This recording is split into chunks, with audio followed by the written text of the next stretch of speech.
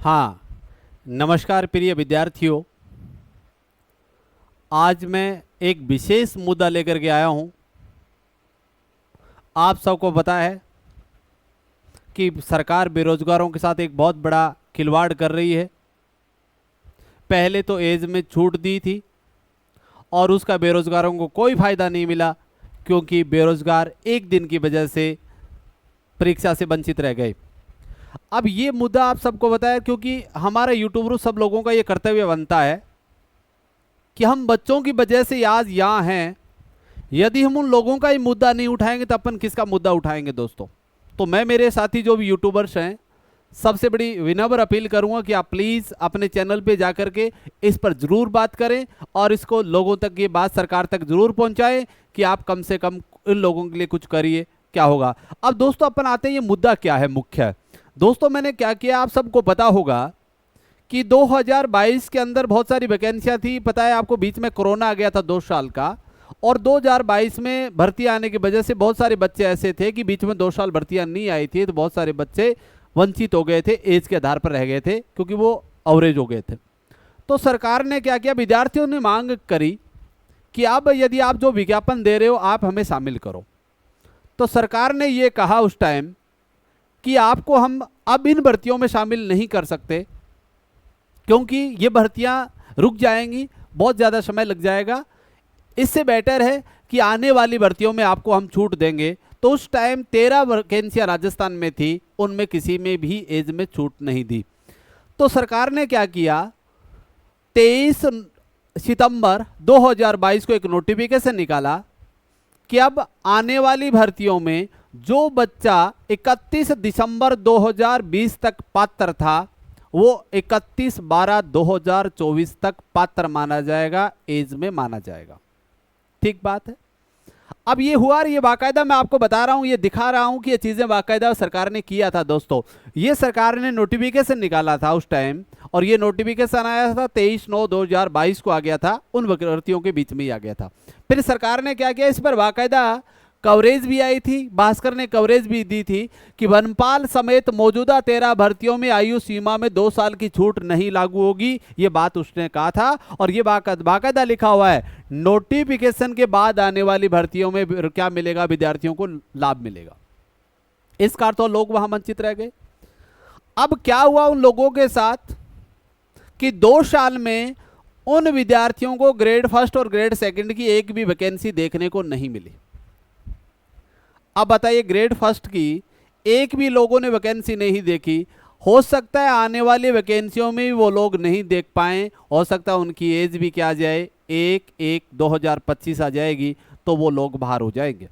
और अब आपके सामने एक है, अभी आरएस की वैकेंसी आई हुई है, और आरएस में आप सबको पता है एज काउंट कहाँ की जा रही है, 1/1/2025 को काउंट की जा रही है। और आपको पता है वो बच्चे कब अवरेज हो रहे हैं, 31/12/2024 को क्या हो रहे हैं, अवरेज हो रहे हैं। इसका अर्थ हुआ एक दिन की वजह से वो विद्यार्थी क्या हो रहे हैं, बाहर हो रहे हैं। अब दोस्तों आप सब लोगों को पता है, मुझे पता है, बहुत सारे बच्चे ऐसे भी इस वीडियो को देख रहे होंगे जो एज लिमिट में है, जिनकी एज कम है। तो मैं आप लोगों से भी एक प्रार्थना करूंगा कि आप भी इस मुद्दा उठाइए।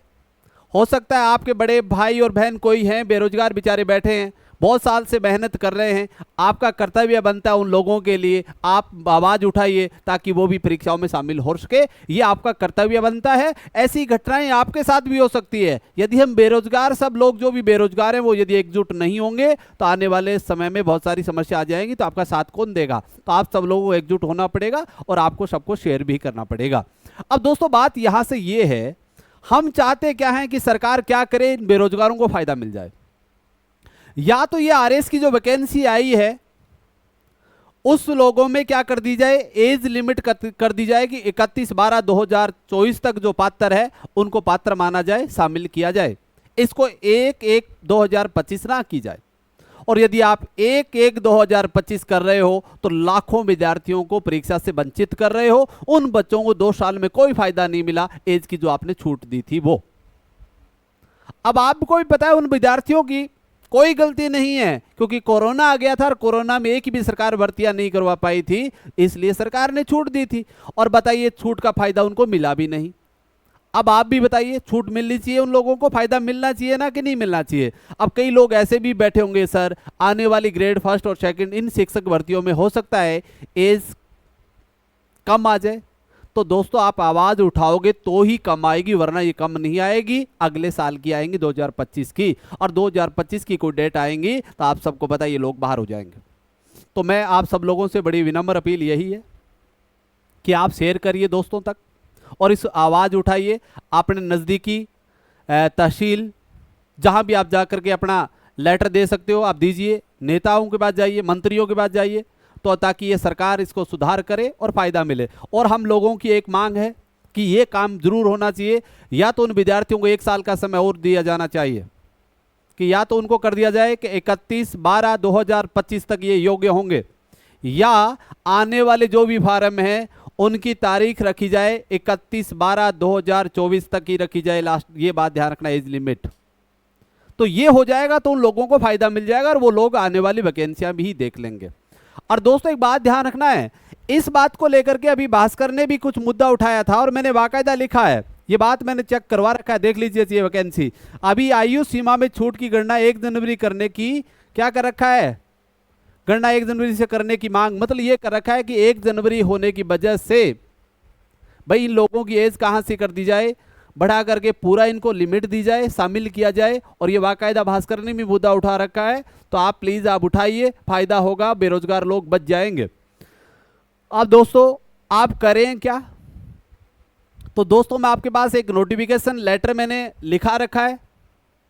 आप प्लीज जहां भी हेडक्वार्टर है, कलेक्ट्रेट ऑफिस जाइए, सब जगह जाकर के इस लेटर को आप दीजिए और मैं आपको ये उपलब्ध करवा दूंगा, मेरे कमेंट बॉक्स में आपको मिल जाएगा, वहां से आप डाउनलोड कर लीजिए और अपना जहां भी आप दे रहे हो एसडीएम को दीजिए, कलेक्टर को दीजिए, किसी नेता को दीजिए, ताकि बात सरकार तक पहुंचे और सरकार इन विद्यार्थियों को फायदा मिले। और आपसे विनम्र अपील यही है दोस्तों, यदि आप विद्यार्थियों की मांग नहीं उठाओगे तो आप किसकी मांग उठाओगे, और ये काम ऐसे ही चलता रहना है। तो आप प्लीज सब लोग साथ दीजिए और आज बात को शेयर कर दीजिए। और मैं आज पक्का कह रहा हूं इसको जरूर आप 20-25 लोगों तक आप भेजोगे, ताकि यार विद्यार्थियों को फायदा मिले। और ऐसे बेरोजगार जो हैं, एज आप समझो यार कोई विद्यार्थी एक दिन की वजह से बाहर हो रहा है, बताओ उसको कितना बड़ा दुख हो रहा होगा। तो आप साथ दीजिए, ये आपका समय है और आप उन लोगों के साथ खड़ा होने का, तो प्लीज साथ दीजिए। ठीक है, थैंक यू, धन्यवाद।